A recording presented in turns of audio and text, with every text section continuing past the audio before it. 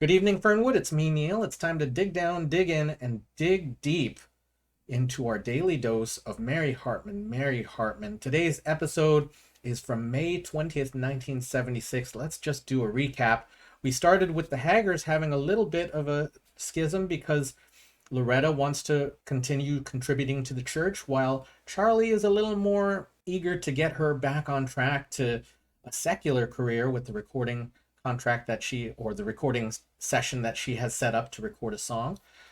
And I think Charlie is also somewhat uncomfortable with the fact that the church that she is working with has an 8-year-old preacher, Jamie Joe Cheaters. The next scene is some of the fallout of the last couple of episodes, with Mary and Tom having some of an argument about the various indiscretions in their life, and that ends with Tom packing a bag and leaving. We come back to the Haggers, where Merle Jeter, Jimmy Joe's father, has started to make a pitch for a thing called Condos for Christ. That is apparently a project that the church is going to use all of their money to do. Merle's a bit of a scalawag, I guess, is what I would say. And when Loretta lets on that she would donate all of the funds for Vitamin L, the song that she planned to record, that she would have, if she were to record that song, donated all the money to the church. Merle turns on that and says, oh, maybe you should be recording this song. Charlie is somewhat suspicious of that. And then finally we go to the Capri Lounge, where Tom meets up with Ed McCullough. Ed McCullough makes some comparisons between the relationship that Tom and Mary have and the relationship that Ed has with his brother Howard. And this ends with Ed extending an invitation to Tom to stay at their place, since, Tom is carrying a suitcase in a bar. Let's just get started. May 20th, 1976. I think it's time for me to start watching.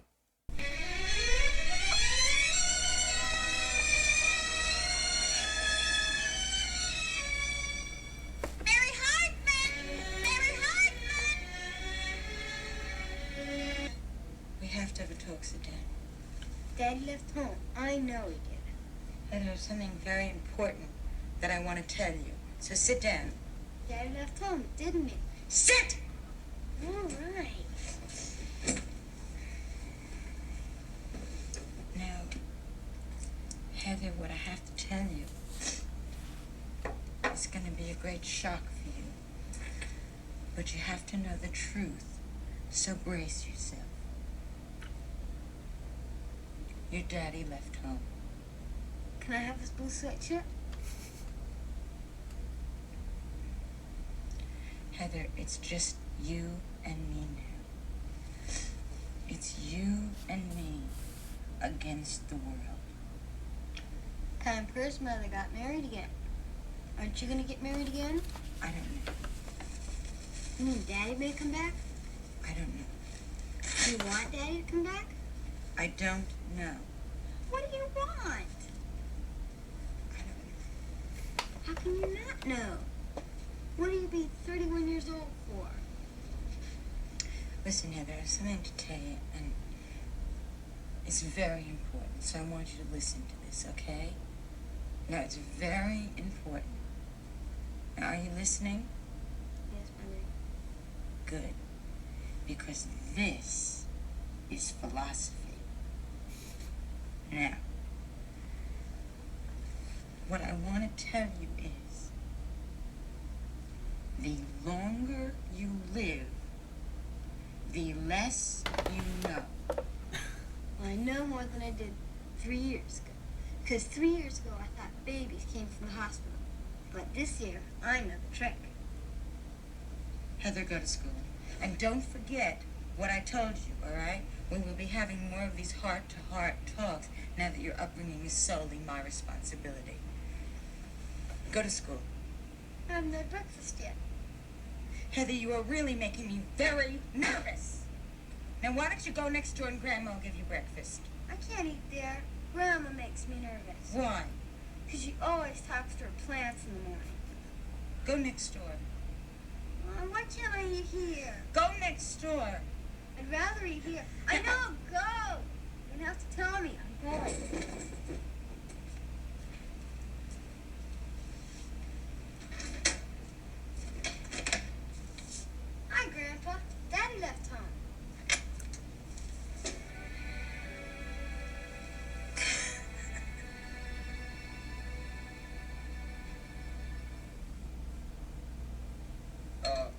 mind telling me what that contraption is for? Oh, now, don't you worry your little head about it. All right. I'm not worried about it now. Now, would you explain to me what is it for? It's to make you all better. Now let me fix this little foot. See? Wait, no, just relax now. Relax. You know, there is nothing wrong with my leg. Uh-huh, now just relax. Let me fix the other foot, see? Excuse me. There, now you'll be as good as gold. Excuse me. Just wait a second. relax. Oh, nurse. Hey.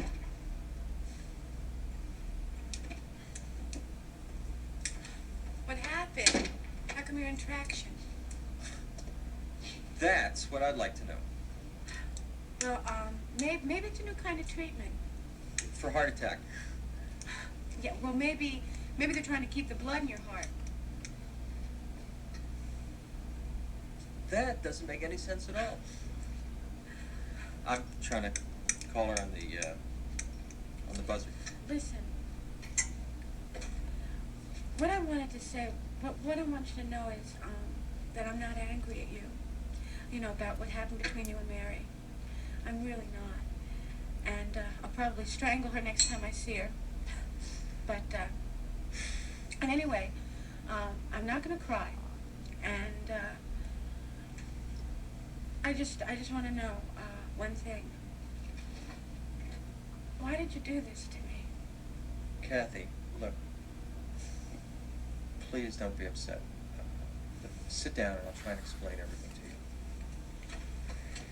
Look, I never wanted to hurt you. I never wanted to hurt anybody. I'll try and explain it. I won't make any excuses either for what I did to you. All right. Okay, Dennis. Things just happened so fast that they kind of got out of control, and that's not a situation I'm used to. I can usually handle things no matter how involved they get. You mean like playing around with a lot of girls all at the same time? No. Not playing around. Like searching, just looking to find the girl that I'd like to settle down with. Did you think I was the one when you proposed to me? I thought this way it was going to work out. And then something happened. So, What? Mary. Mary Hartman, my sister? Yeah. You're not Mr. McNulty. No, I never said I was. Why didn't you tell me you're not? Look, you know, I'm not a lot of people. It never occurred to me to list all the ones I'm not. Well, you should have told me. I don't understand what you're trying to do. You're not supposed to be in traction. Now, why do you want to be in traction? I didn't want to be in traction. All you had to do was to tell me that you're not that man, Mr. McNutty. Oh, this is a hospital. It's not an amusement park. We have very important work to do. Now, please, will you just not waste any more of our time? All right? No more of your little tricks. Now, take this. What is it? I can't waste more time with you. Now, just take it. Thank you.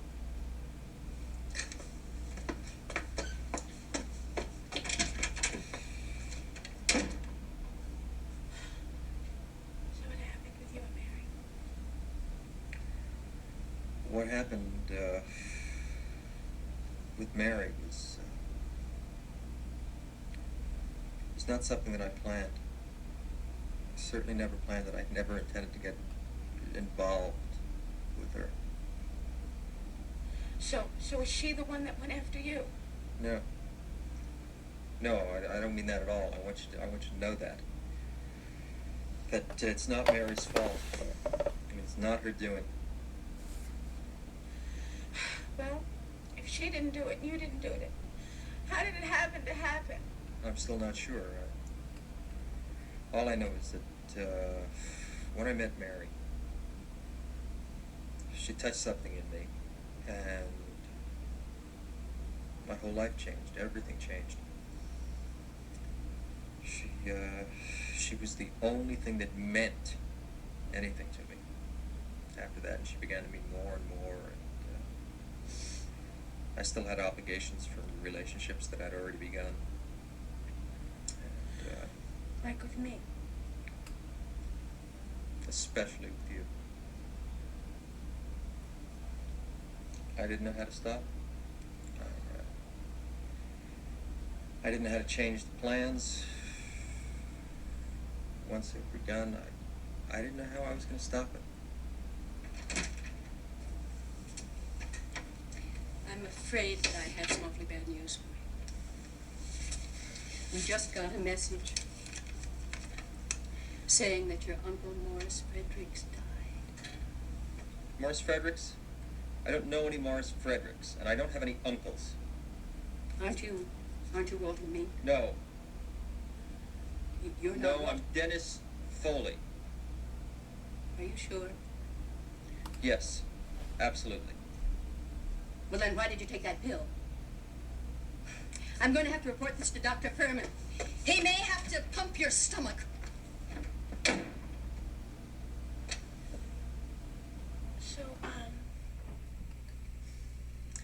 So, you mean, you were always thinking about her while you were engaged to me.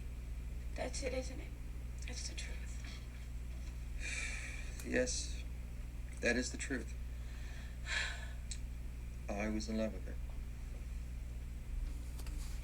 And,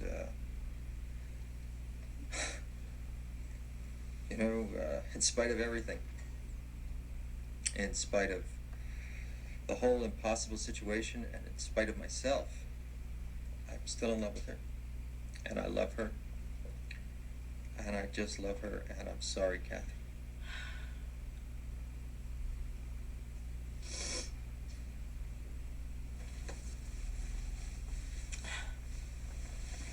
Goodbye, Dennis. Kathy. Kathy. I'm sorry. I know you are. And, I'm not angry. Really. Because, you see, I love Mary too.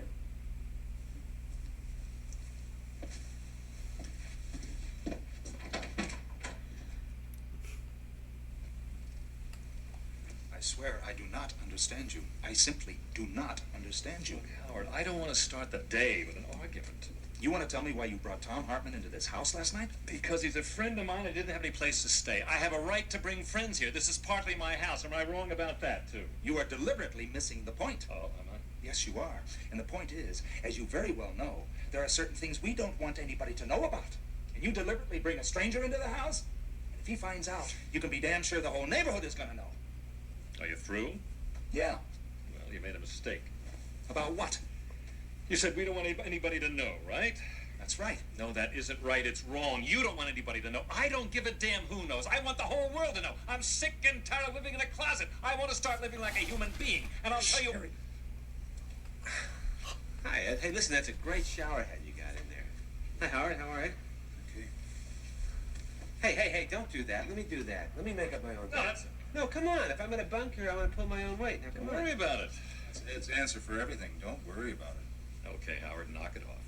Listen, I think I got to get going. I'll see you guys. Wait a minute, you haven't even had breakfast? Well, that's okay. I'll get something at the No, coffee there's shop. coffee's all on right? the stove. No, that's all right. Listen, I can see you two guys have something to talk over, so I'll just clear out, okay? Hey, listen, man, thanks for everything, okay? Forget it. Okay. Thanks, Howard. Bye-bye. See you later.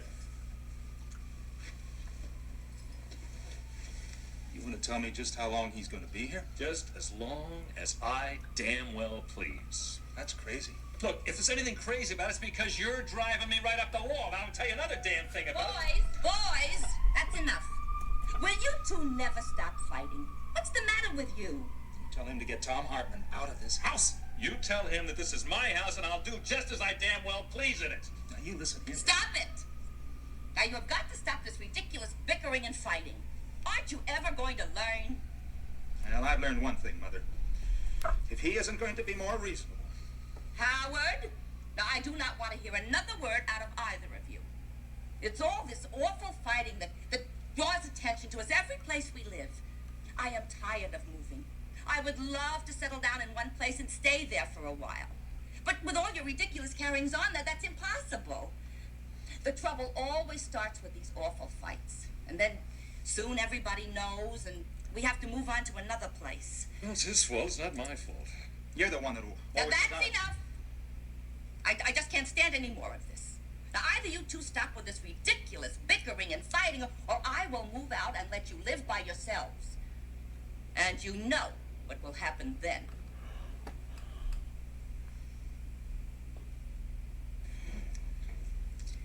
Dear Abby, after 14 years of happy married life, my husband has left me. Actually, not all of the 14 years were happy.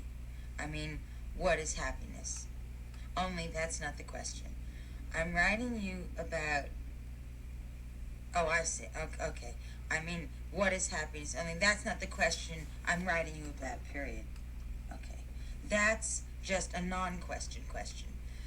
The reason he left me is because I did not have an affair with another man, even though I took my clothes off and my underwear. He would have left me if I had had an affair, of course, but I didn't because the other man had a heart attack in the nick of time. That's good. That's good. Actually, it would not have been an affair. It would just have been one beautiful moment and then goodbye. Now, maybe my husband wouldn't have left me if he knew that, but I guess he would have because he thinks that playing around is different for women than for man, and I guess that would have been playing around. My question is this. Since the other man was my sister's fiancé, although he was not going to marry her, even though she had a Belcherware shower, how can I get my sister not to hate me? I only did it for her because I didn't want her to have a loveless marriage, but I was going to do it anyway for one beautiful moment and then goodbye.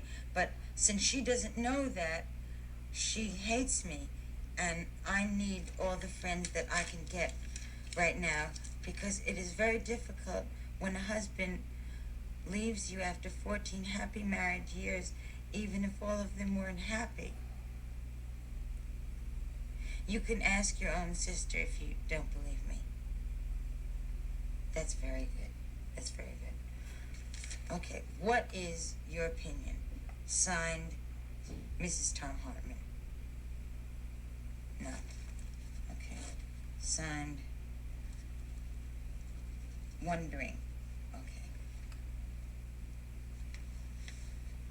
P.S. I am not the same Wondering who wrote to you about leathers and whips. Personally, I think she was weird. Kathy, now wait a minute, okay? Just wait a minute. Now, before you tell me that you hate me or anything like that, let's just wait till we hear from dear Abby, okay? Because I wrote to her, I told her everything. I did not use your name. I called you Heathcliff. Mary, I don't hate you. I love you. You love me? Do you really love me? You really do? Kathy, don't joke. This is not a time for joking. I don't joke about love. Well, that's a very wise thing. Love is sacred. Well, you're right. I mean, you're absolutely right. I mean, love is sacred. I'm just very confused here. I mean, I really thought you hated me. Mary, he's yours. I give him to you. What, you give him to me? You just give him to me like that? Oh, thank you. I mean, that's very sweet of you. It's like a personalized gift. I mean, nobody's ever given me anybody before. Who are you giving me? Dennis. Dennis? Oh, Kathy. That's very sweet. I mean, I really appreciate that, but don't you think you ought to ask Dennis if he wants to be given? He loves you.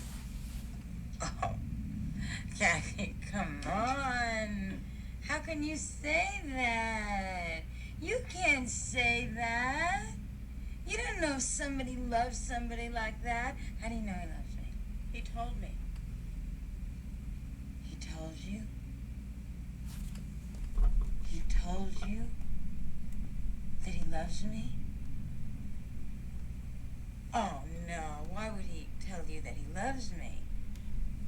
I mean, I don't believe that. You're just saying that to make me feel better, right? You're just saying that. You are saying that to make me... You don't have to say that to make me feel... When did he tell you that? This morning. He told you... He told a third party... Yes. Then it must be true. Then that must be true. You do not tell a third party that you love them to somebody else unless that's true. It's true, Mary, and that's why I forgive you. God bless you, Mary. Kathy, can I ask you a personal question? Sure. You just seem so calm, you know? And just under... I mean, these circumstances are very uncommodative circumstances. How come you're not screaming and yelling? Because I now know what I want to do with the rest of my life. And a thing like that is very commodative. What do you want to do with the rest of your life? To become a nun. A nun? Yes. Really? Well, my mind is made up, definitely, yes. A nun? This time you really want to become a nun? Do you know... You want to know something? I just realized something. What? You will be the first nun that we have ever had in our family. It's probably because we're not Catholic. Bringing Tom Hartman totally unreasonable. It just gotta be the all right, most so I stupid did bring thing him you home. have ever That done. is not the most stupid thing. We have a I do not know what is the matter with the two of you. He's got to learn to be more reasonable, Mother. Reasonable? Look, I am not the one who is being unreasonable. You I have am exhibited not going to put up with any more of this. Now I swear it. I am not going to tolerate my sons acting in such a ridiculous... Oh, come off it, Betty. I'm not your son. Ed. I'm not your son. We all know it, and I'm sick of this charade. Ed. Howard, it's time we stop pretending. She's your mother, not mine. I don't mind her living with us if that's the way you want it. But I want us to face the world squarely and honestly. Oh, but son... Betty, I am not your son. I live with your son. You know, Howard, sometimes I don't think your mother approves of us.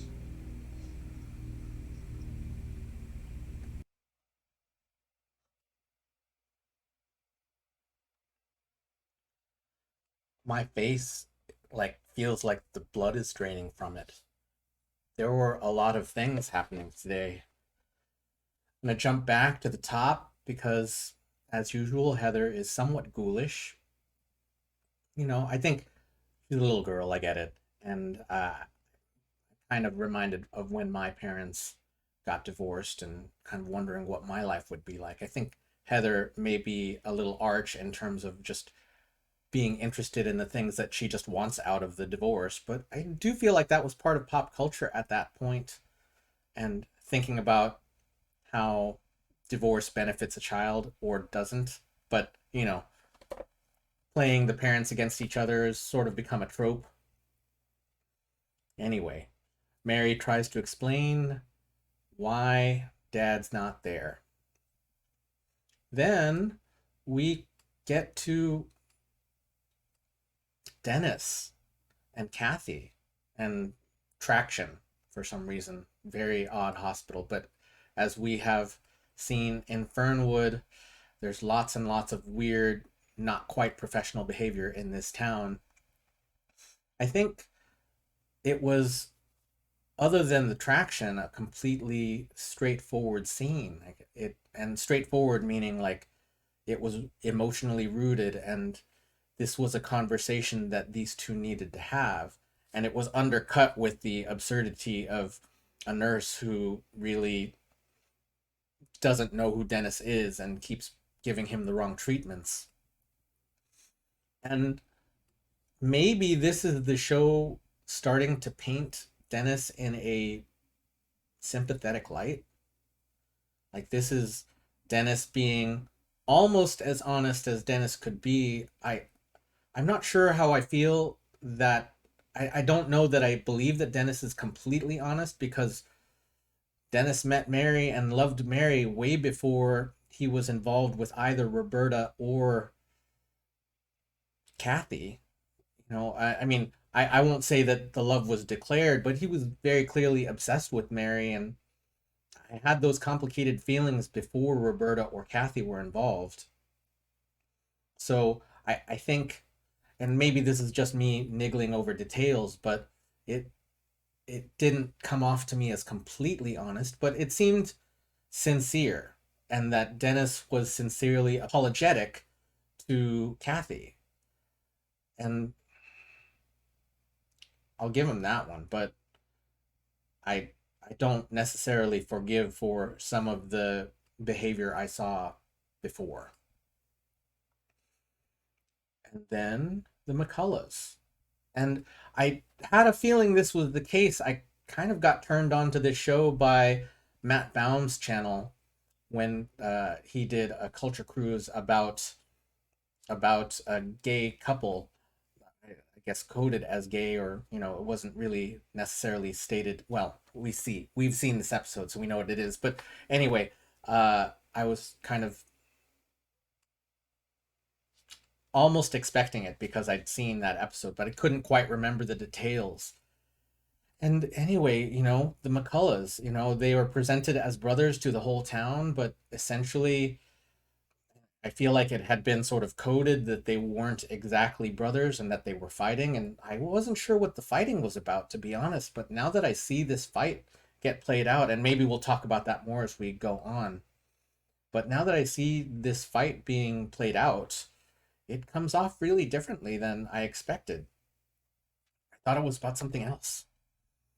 Anyway, then we come to Kathy and Mary. Well, let's start with that letter from Mary where she kind of breaks down her whole experience and her perspective on it. I mean, I think Mary is mildly deluded about some of the things that she has done and some of the reasoning that she had, or not the things that she did and the reasoning that she had, but that having an affair is simply having slept with someone. And maybe things were seen simpler at that point, like not having gone through with the act of sleeping with someone doesn't mean you weren't invested and you weren't kind of hoping for it to happen. And when I say kinda, I mean you were resistant, but definitely there was a bit, Mary, that you thought you were going to have that moment of happiness. In any case, Kathy comes back and forgives Mary, and that was really sweet to me. I think even if the outcome of this scene is a bit odd and probably a whole direction for Kathy to go in for the time being, but I did really find it sweet that Kathy sacrificed her love to Mary. And now that Tom has walked out, it's only been a day, but now that Tom has walked out, Mary has access to Dennis. Finally, in a very honest way. I don't think that she should jump on that. I feel like she still has stuff to talk out with Tom. It's only been a day. I don't know. I feel like she still has to have a conversation with Tom. I feel like Tom still has to have a conversation with her. And then we get a mini scene where it is very clearly very clearly stated that the McCulloughs are not brothers, and that, well, I mean, the closet was mentioned in the previous scene, and that was when my jaw dropped. But that Ed's anger, it looks like, stems from the fact that he has been hiding in the closet for years before they reached Fernwood, and that they are, other than the bickering that they do, in a loving relationship, and that the pressure on their relationship to hide who they are and what they are to each other has really done a number on them. I wonder how this played differently in the 70s, because I know for sure it was much more publicly acceptable to behave in homophobic ways. I myself, as a youth, certainly displayed some homophobic behaviors, and I feel bad about that. I shifted, but I definitely, as a kid, took part in that stuff. And I wonder in the 70s how this was received. I really, wow, this is way beyond what I would have expected from a mid 70s show. Friendly portrayals of gay people, just wow.